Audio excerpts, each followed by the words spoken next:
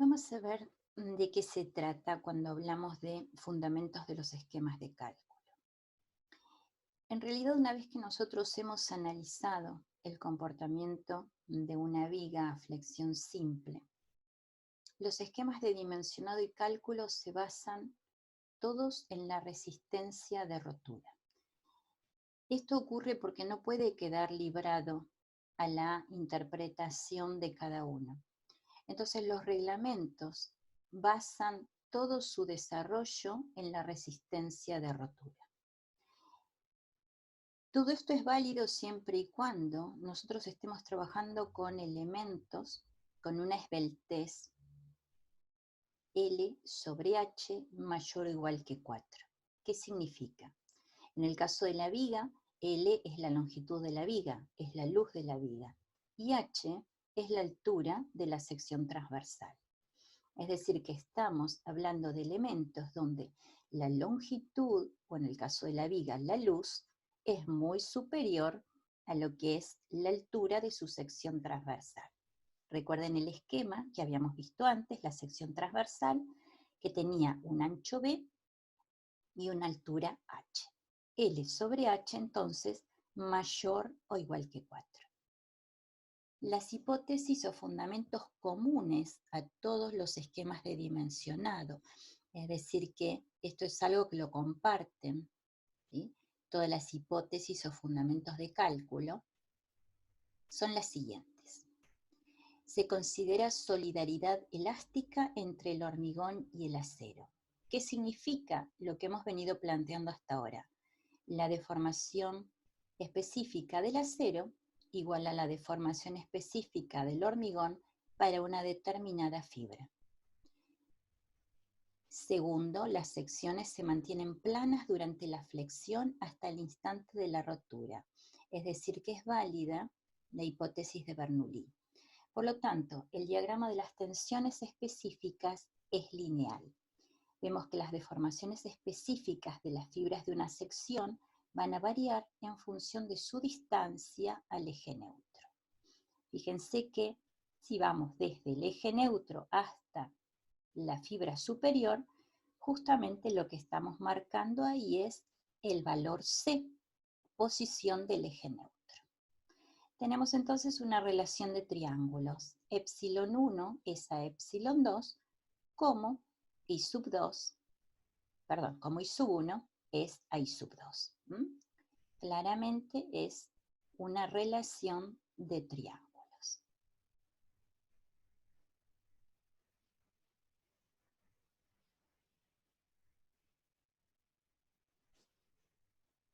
Se desprecian las tensiones parásitas.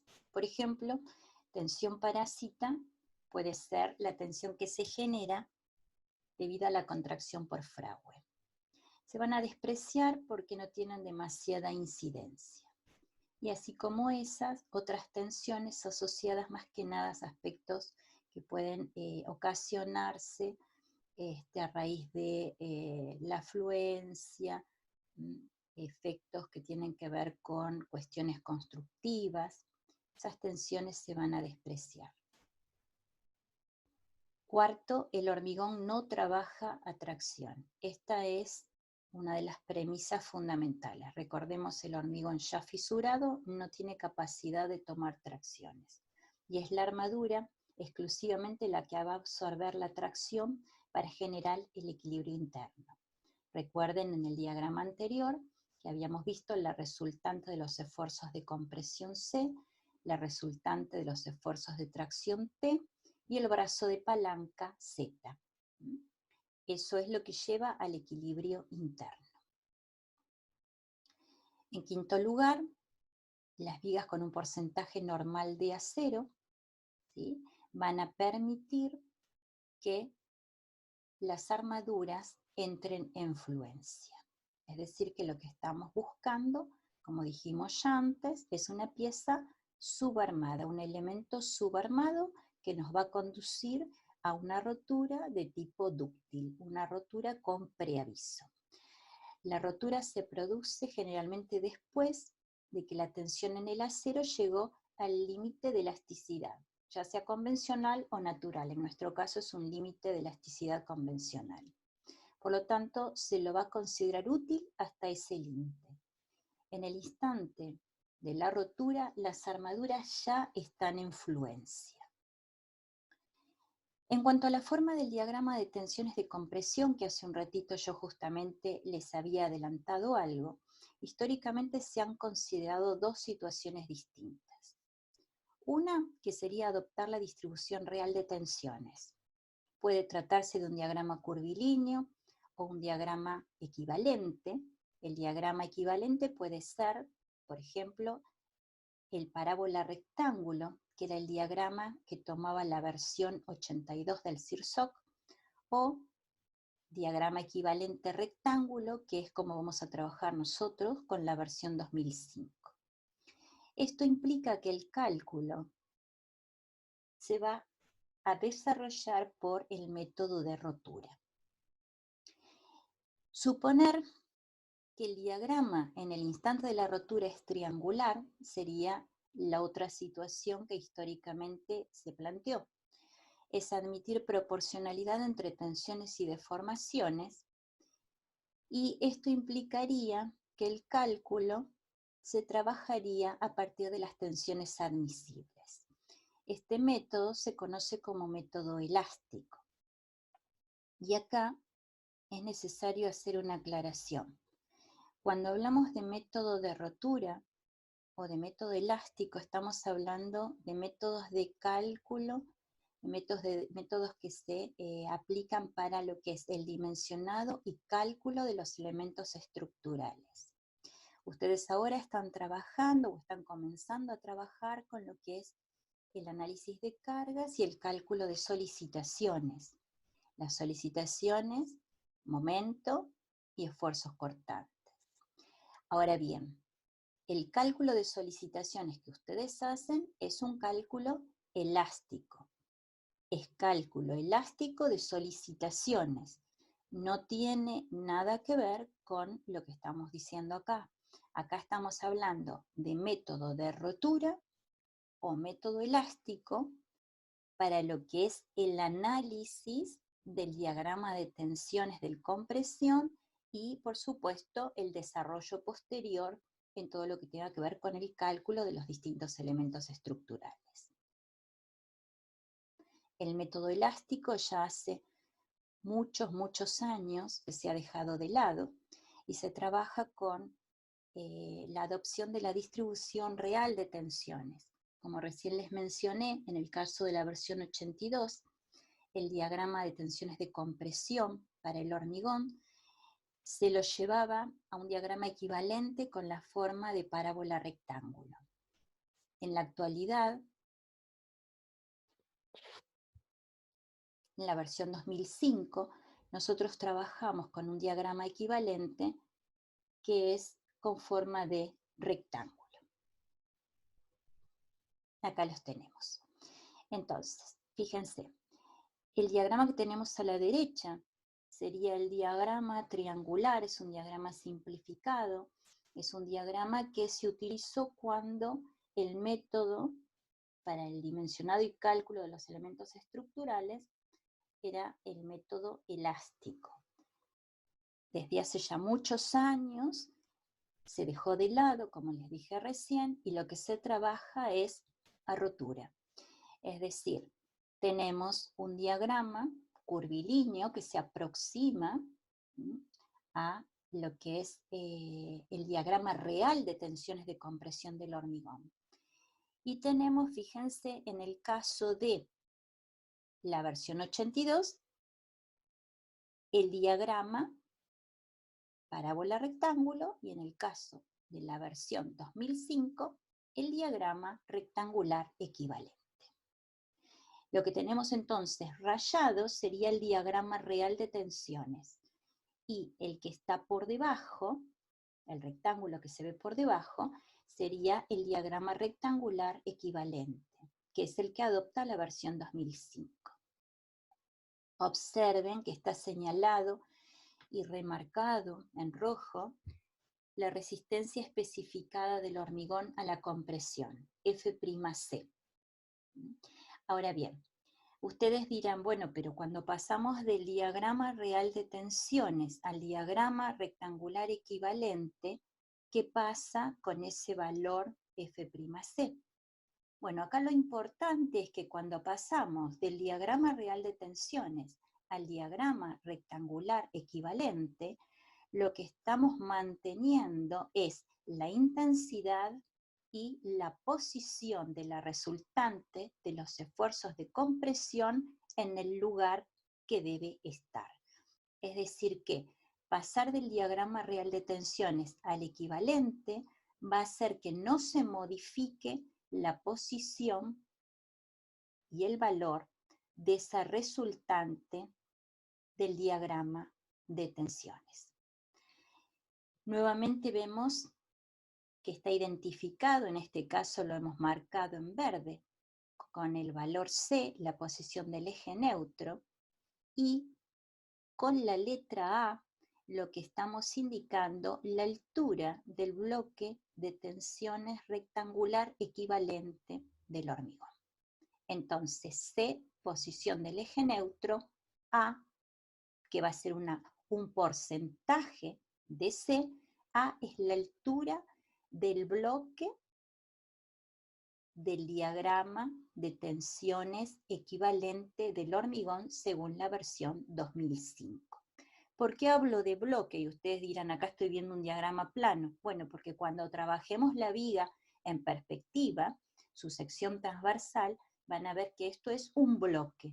Es un bloque de tensiones que tiene altura A, que tiene ancho B, porque se corresponde con el ancho de la viga, y va a tener una profundidad que va a ser F'C, la resistencia especificada del hormigón.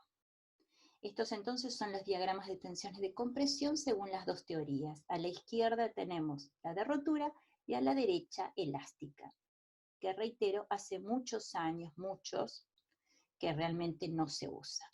Yo ya cuando estudié, trabajamos con la versión 82 del CIRSOC, que trabajaba con el diagrama parábola rectángulo.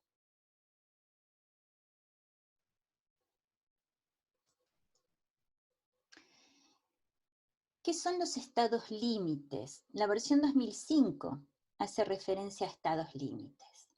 Podemos decir entonces que el comportamiento de una estructura es satisfactorio si no se superan durante su vida útil requerimientos llamados estados límites. Lo que estamos buscando desde la ingeniería estructural es lograr niveles adecuados de seguridad. Ahora, dentro de lo que son estados límites, podemos diferenciar los estados límites últimos, o de colapso o de rotura, de cualquiera de las tres maneras se los identifica, y los estados límites de la utilización en servicio. Cuando hablamos de estados límites últimos de colapso o de rotura, estamos hablando de el colapso de la estructura por rotura en un lugar crítico, el colapso de la estructura porque se producen grandes deformaciones y se genera un mecanismo de falla. Podría ser debido a una pérdida de equilibrio. Y acá al hablar de vuelco o deslizamiento, van a ver que cuando estemos transitando el segundo cuatrimestre, y si Dios quiere de manera presencial, vamos a ver que las bases fundamentalmente deben ser verificadas al vuelco y al deslizamiento, justamente para evitar esta pérdida de equilibrio que nos llevaría a una situación de colapso o de rotura, un estado límite último. El pandeo global o localizado. El pandeo se puede dar en todo un conjunto estructural o puede ser localizado. Por ejemplo, una determinada pieza, puntualmente una columna, por X razón, sufre un pandeo, un efecto de pandeo. Es un pandeo localizado en ese caso. No estaría afectando a la totalidad de la estructura, si bien obviamente la puede llegar a complicar y mucho. Otra cuestión sería la inestabilidad debido a deslizamientos o deformaciones. Esto tiene mucho que ver con el tema de suelo, por eso son tan importantes los estudios de suelo. Y también se puede mencionar la rotura por fatiga o por solicitaciones dinámicas. Generalmente en lo que son las estructuras de edificios no se suele ver la solicitación dinámica. Pero bueno, el efecto de fatiga, de hecho ustedes lo han estudiado o lo han repasado en el capítulo anterior.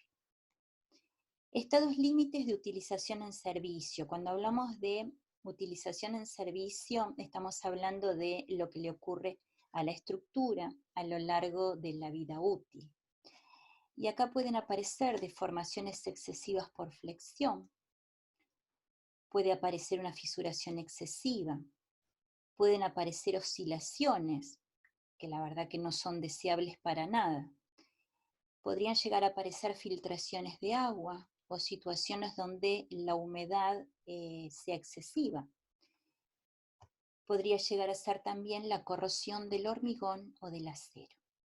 Bueno, entonces, retomando, hablamos de que el comportamiento en sí de la estructura va a ser satisfactorio si durante toda su vida útil y cada tipo de estructura, de acuerdo al destino que tenga, tiene reglamentados también los años que corresponden o que se espera que tengan de vida útil, es lo que nos lleva a definir estos estados límites. Y sin perder de vista, obviamente, que cada vez que hablamos de estados límites, estamos poniendo el ojo justamente en el tema de la seguridad. Es nuestra principal preocupación. Un código o un reglamento de diseño estructural, en este caso estamos hablando del CIRSOC 201/2005, consiste en un conjunto de reglas e indicaciones a las que podemos recurrir los proyectistas, más que podemos, debemos recurrir los proyectistas, para lograr estructuras suficientemente seguras, tanto para las condiciones de servicio como para los estados límites últimos y durante toda su vida útil. Por supuesto, el reglamento lo contempla y en todo lo que nos va pautando tiene que ver también el factor económico. Decimos que los reglamentos presentan en general un formato determinístico de verificación de la seguridad, donde se van a incluir factores de mayorización de cargas y de reducción de resistencias. Para tener en cuenta qué cosa, las incertidumbres que tenemos presentes en las solicitaciones y en la resistencia que tienen los distintos elementos estructurales. De hecho, ustedes la clase pasada estuvieron ya trabajando con cargas. Estuvieron analizando qué pasaba con las cargas permanentes y qué pasaba con las cargas accidentales o sobrecargas. Las cargas permanentes van a mayorarse con un determinado coeficiente y las cargas accidentales con otro. Esto es lo que ahora estamos mencionando, factores de mayorización de cargas. ¿Y por qué hablamos de reducción de resistencias? Porque bueno, de acuerdo a cuál sea la solicitación que prevalezca en un determinado elemento estructural, va a ser el factor de reducción de resistencia que vamos a aplicar. Todo esto hace entonces que nosotros podamos estar tranquilos, porque esta mayoración o mayorización de cargas y esta reducción de resistencias a partir de la aplicación del coeficiente phi, tiene en cuenta todas las incertidumbres que se nos van a presentar. Desde lo empírico, históricamente, lo que hacíamos era asignar valores a esos factores, y era lo que nosotros llamábamos coeficientes de seguridad. Recuerdo que cuando el ingeniero Aguirre nos daba clase a nosotros, porque él fue mi profesor, él decía que más que hablar de coeficiente de seguridad, se debería hablar de coeficiente de inseguridad, porque justamente estamos aplicando ese coeficiente por todas esas incertidumbres que nosotros tenemos, ya sea en las solicitaciones o en la resistencia de los elementos estructurales. Bien, A través de la teoría de probabilidades y de los distintos métodos que se han aplicado para evaluar las probabilidades de falla, se ha incorporado entonces la tendencia de establecer los estados límites de diseño, pero a través de ecuaciones determinísticas. Dicho de otra manera, lo que dijimos hasta ahora, factores de mayoración que van a afectar las cargas y las resistencias especificadas. En general, se trabaja con probabilidades de falla que están en el orden de 10 a la menos 3 a 10 a la menos 5. ¿Qué significa entonces que estemos trabajando con probabilidades de falla en el orden de 10 a la menos 3 a 10 a la menos 5? Y podemos decir que se va a producir una situación de falla en 100.000. Eso es lo que representa hablar de probabilidades de falla en el orden de 1 en 100.000. El formato determinístico, entonces, de verificación de la seguridad que nos presenta nuestro reglamento es que la resistencia de diseño debe ser mayor o igual a la resistencia requerida.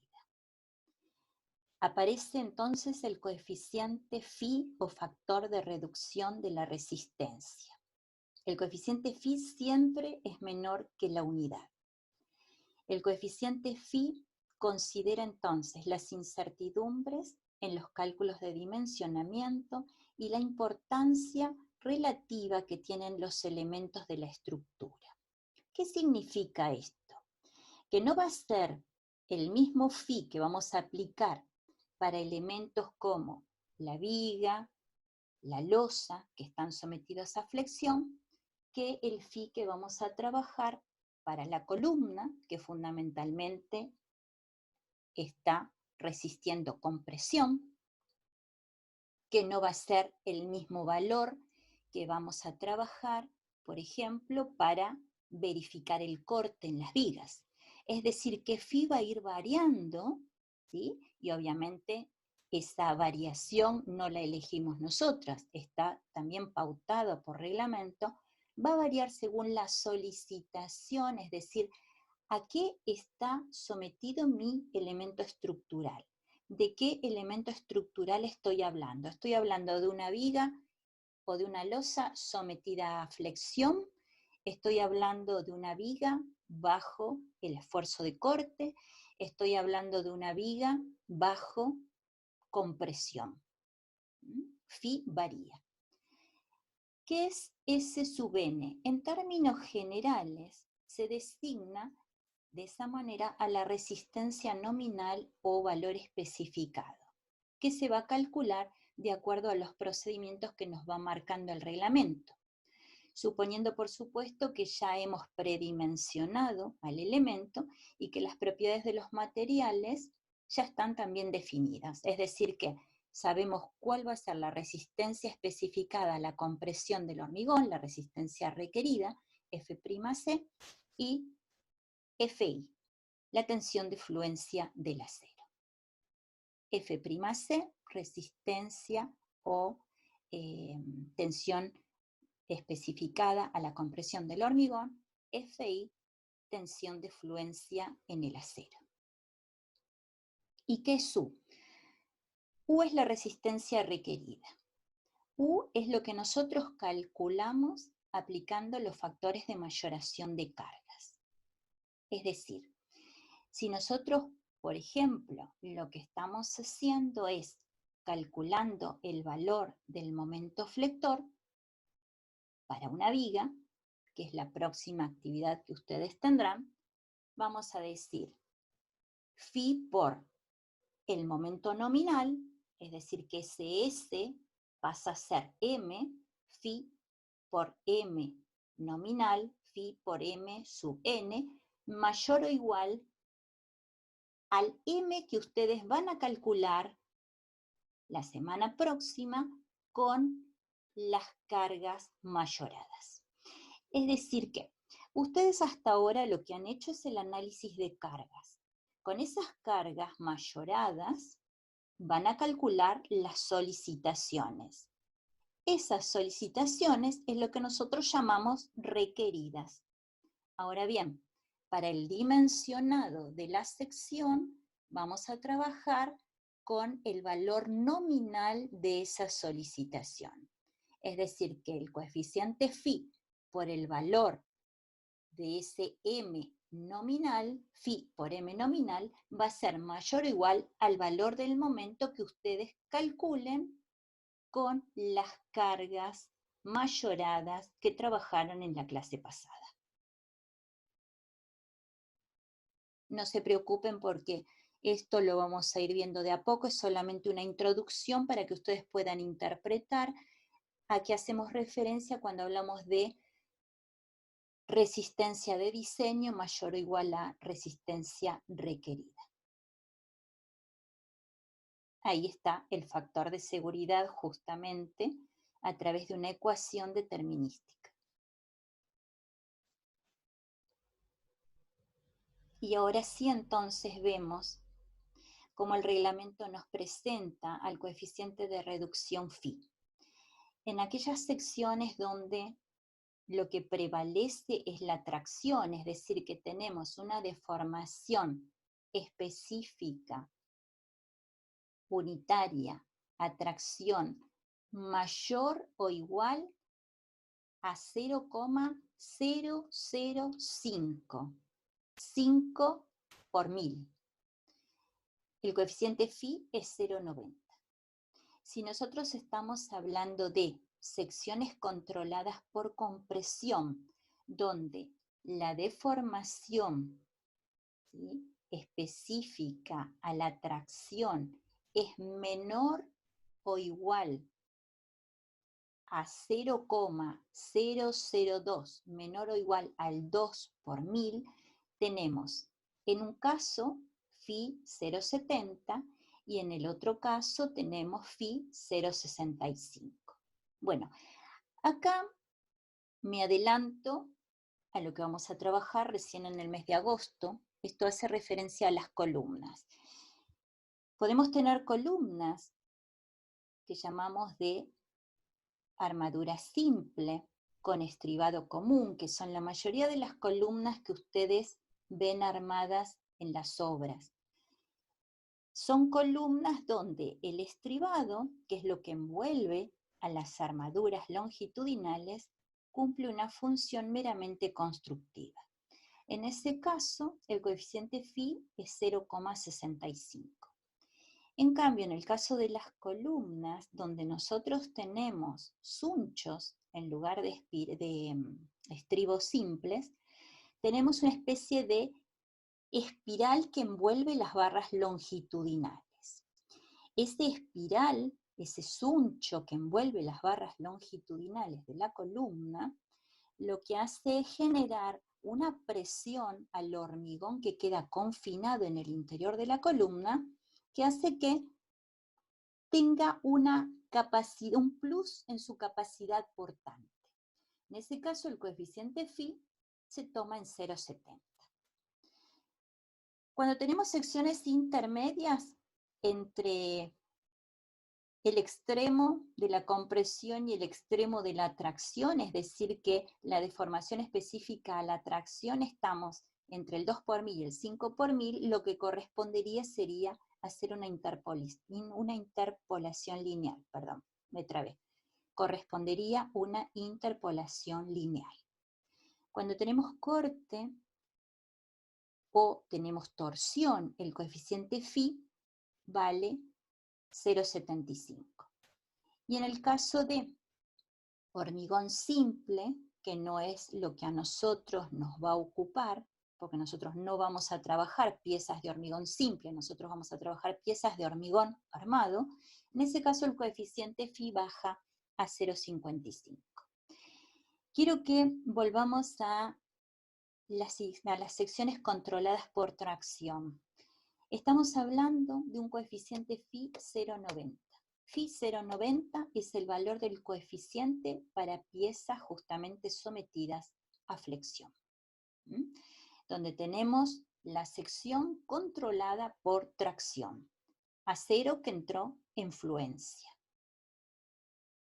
Si no queremos utilizar la tabla, o como complemento, mejor dicho, de la tabla, podemos entrar al gráfico que aparece en la parte inferior de la diapositiva, donde tenemos en eje de abscisas la deformación específica y en eje de ordenadas el valor del coeficiente phi o factor de reducción de resistencia. Fíjense que ahí se puede observar claramente el valor de 0,65, que se corresponde con la compresión, justamente es el valor que usamos para las columnas de estribado simple. Tenemos identificado el valor de 0,9, 0,90 para las piezas donde lo que tenemos es predominio de la tracción, piezas donde hay flexión, vigas, losas.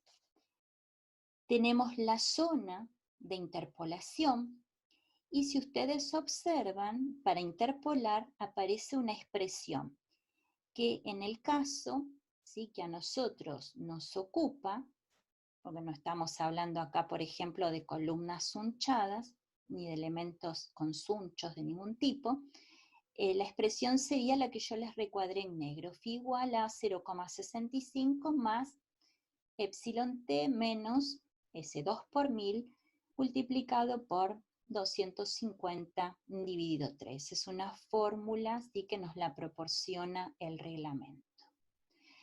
Fíjense que en el eje de abscisas están claramente marcados los extremos, la deformación del 2 por 1000, que estamos hablando del límite inferior, ¿sí?, la deformación específica a la tracción menor o igual al 2 por 1000 y el límite superior, ¿sí?, la deformación específica también a la tracción mayor o igual, epsilon t, estamos hablando de una deformación en el acero del 5 por 1000, 0,005. El reglamento nos proporciona una serie de combinaciones de cargas. En realidad, todas estas combinaciones posibles de cargas, nosotros usamos una muy sencilla y que es válida para la mayoría de los elementos estructurales que nosotros calculamos a diario. Estamos hablando de 1,2 como factor de mayoración de lo que son las cargas permanentes y 1,6 como factor de mayoración de lo que son las cargas accidentales o sobrecargas, que depende del destino, ¿sí? Por ejemplo, en el caso de las losas, depende del destino del local. No obstante, debemos, por lo menos una vez, hacer una lectura completa y ver todas las combinaciones posibles que nos especifica el reglamento, siempre pensando que U es el valor de la resistencia requerida, es decir, la carga mayorada. Con D se designa la carga permanente, con L a la carga accidental o sobrecarga. Con la letra W la carga de viento, la letra E la carga sísmica, H presión, F presión pero de un fluido, I se refiere al impacto, T a los efectos ambientales, R cargas de lluvia cuando son considerables, S cargas de nieve y LR a veces se diferencia, sí, del L como sobrecarga encubierta. También aparecen coeficientes F1 y F2, ¿sí?, donde nos presenta la posibilidad de hacer correcciones a las cargas. Y también está detallado, todo esto lo pueden encontrar perfectamente en el reglamento de cargas.